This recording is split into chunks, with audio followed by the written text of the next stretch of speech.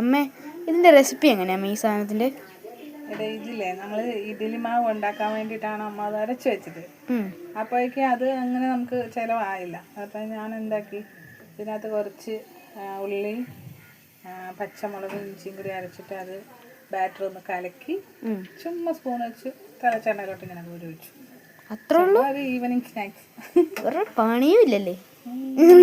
നിനക്ക് വേണ്ടേ? എനിക്ക് കഴിച്ചു നോക്കണം. കഴിച്ചു നോക്കിയാൽ മതി. കൊള്ളാം കൊള്ളാം.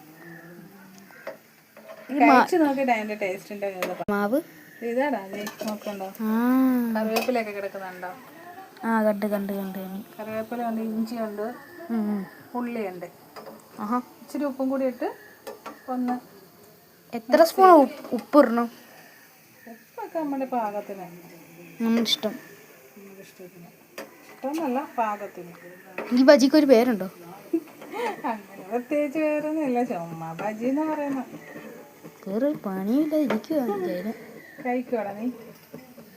നോക്കട്ടെ,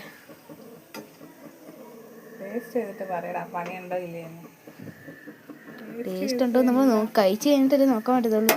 പിന്നെ പിന്നെ പിന്നെ പിന്നെ കളറും ഉണ്ട്.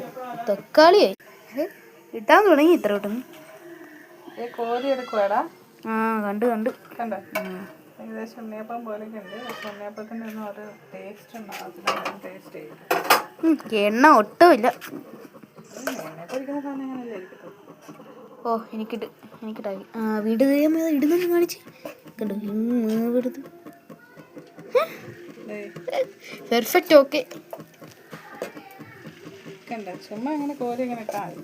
എണ്ണയൊക്കെ വന്നാൽ അത് നോക്കുള്ളൂ. പിന്നെ ഉസ്താദിയ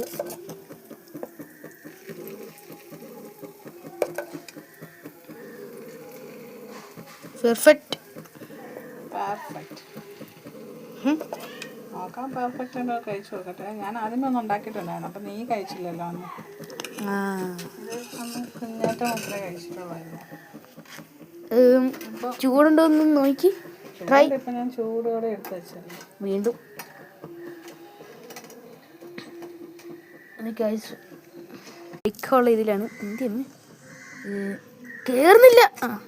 ഇതാണ് ആ സാധനം.